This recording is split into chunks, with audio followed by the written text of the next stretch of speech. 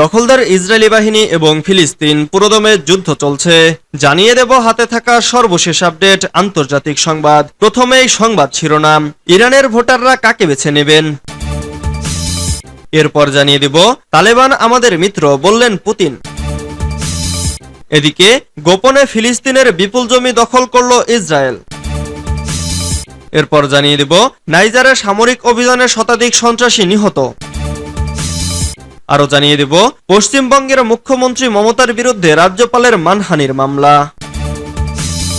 সর্বশেষ জানিয়ে দেব ফ্রান্সে চূড়ান্ত দফা ভোট রবিবার, মোতায়েন থাকবে 30,000 পুলিশ। এতক্ষণ শুনছিলেন সংবাদ শিরোনাম, এবারে বিস্তারিত। তবে অনুরোধ থাকবে ভিডিওটিতে একটি লাইক করবেন এবং কমেন্ট করে জানিয়ে দিবেন কোন জেলা থেকে আপনি আমাদের এই ভিডিওটি দেখছেন। ইরানের ভোটাররা কাকে বেছে নেবেন।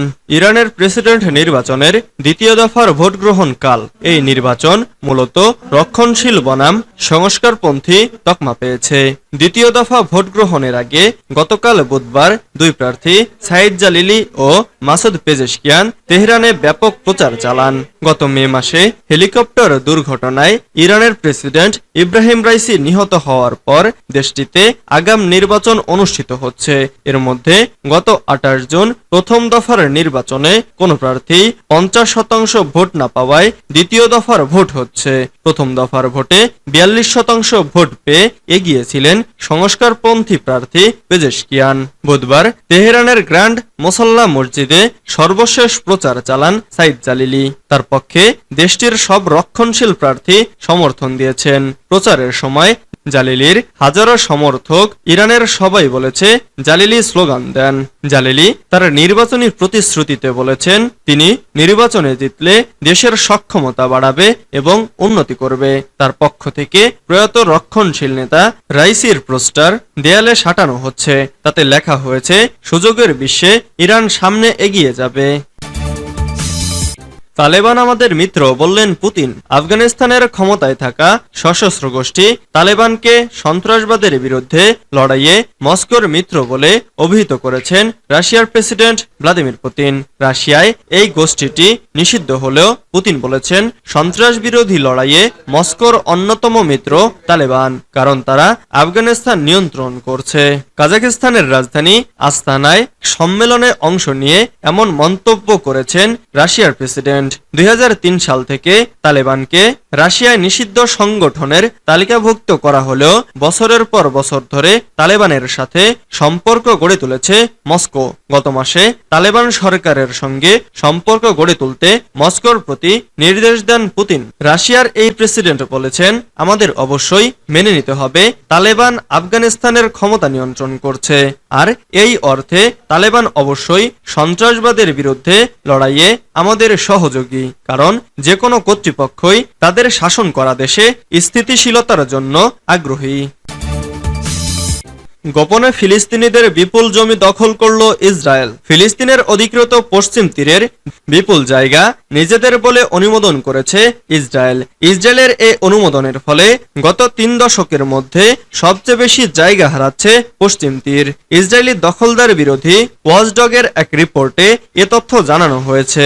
বৃহস্পতিবার 4 জুলাই দ্য গার্ডিয়ানের এক প্রতিবেদনে এ তথ্য জানানো হয়েছে। সংবাদ মাধ্যম জানিয়েছে ইসরায়েল পশ্চিম তীরের 3138 একর জমি নিজেদের বলে অনুমোদন দিয়েছে।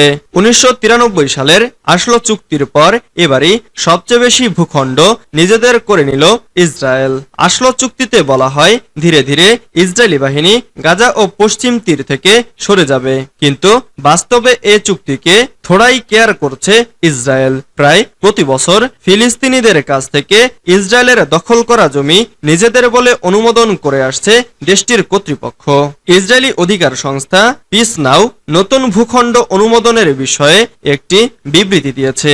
এতে বলা হয়েছে পশ্চিম তীরের বেসামরিক ইস্যুগুলো নিয়ে কাজ করা ইসরায়েলি সেনাবাহিনীর সিভিল অ্যাডমিনিস্ট্রেশন বিভাগ গত 25 জুন নতুন ভূখণ্ডের অনুমোদন দিয়েছে, তবে গতকাল পর্যন্ত বিষয়টি প্রকাশ করা হয়নি। নাইজারে সামরিক অভিযানে শতাধিক সন্ত্রাসী নিহত। বুর্কিনা ফাসো সীমান্তে সামরিক বাহিনীর ওপর প্রাণঘাতী হামলার জবাবে আকাশ ও স্থলপথে সন্ত্রাস বিরোধী অভিযান পরিচালনা করেছে পশ্চিম আফ্রিকার দেশ নাইজার। বৃহস্পতিবার দেশটির সেনাবাহিনী বলেছে, সামরিক এই অভিযানে 100 জনেরও বেশি সন্ত্রাসী নিহত হয়েছেন। নাইজারের সেনাবাহিনীর এক বিবৃতিতে বলা হয়েছে, গত 25 জন সশস্ত্র গোষ্ঠীগুলোর একটি জোট পশ্চিম নাইজারের তীরা অঞ্চলে 20 সৈন্য ও এক বেসামরিক নাগরিককে হত্যা করেছে। এই হামলার প্রতিশোধে সেখানে সামরিক অভিযান চালিয়ে শতাধিক সন্ত্রাসীকে হত্যা করা হয়েছে। এছাড়া সন্ত্রাস বিরোধী এই অভিযান এখনো চলছে বলে জানিয়েছে দেশটির সেনাবাহিনী। এর আগের এক বিবৃতিতে নাইজারের সেনাবাহিনী বলেছে, তেরাই সৈন্যদের ওপর হামলার পরের দিন ওই অঞ্চলে অন্তত 30 সন্ত্রাসীকে হত্যা করা হয়েছিল। বিমান হামলা চালিয়ে সন্ত্রাসীদের লড়াইয়ের রসদ ধ্বংস করে দেওয়া হয়েছে।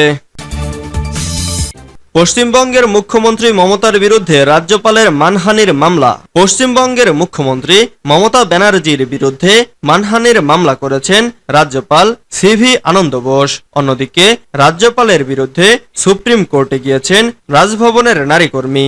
মমতার বিরুদ্ধে মামলাটি করা হয়েছে কলকাতা হাইকোর্টে। তার বিরুদ্ধে অবমাননাকর মন্তব্যের জন্য এই হামলা করা হয়েছে।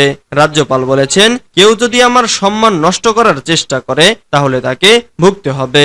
এর আগে পশ্চিমবঙ্গে কখনো পদে থাকা অবস্থায় কোনো রাজ্যপাল ক্ষমতাশীল মুখ্যমন্ত্রীর বিরুদ্ধে মানহানির মামলা করেনি।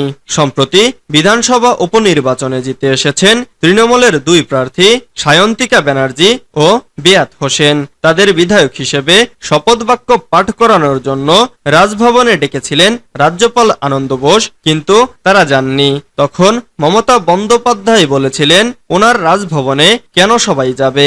রাজভবনের যে কীর্তি কেলেঙ্কারি চলছে তাতে মেয়েরা যেতে ভয় পাচ্ছে, আমাকে কমপ্লেন করেছে। সায়ন্তিকা বলেন, আমি রাজভবনে যাব না, অনেক কিছু খুব সন্দেহজনক, আমাকে একা কেন ডাকা হলো? গত 29 জুন রাজ্যপাল বলেন, মমতা সব সীমা ছাড়িয়ে গেছেন, আমি ব্যক্তি মমতার বিরুদ্ধে মামলা করব বলে ঠিক করেছি।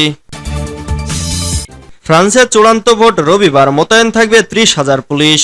রবিবার ইউরোপের দেশ ফ্রান্সে দ্বিতীয় ও চূড়ান্ত দফা নির্বাচন অনুষ্ঠিত হবে। নির্বাচনের পরে এদিন সহিংসতার আশঙ্কায় রাতে ফ্রান্সে মোতায়েন করা হবে প্রায় 30,000 পুলিশ। নির্বাচনের ফল প্রকাশ হওয়ার সঙ্গে সঙ্গে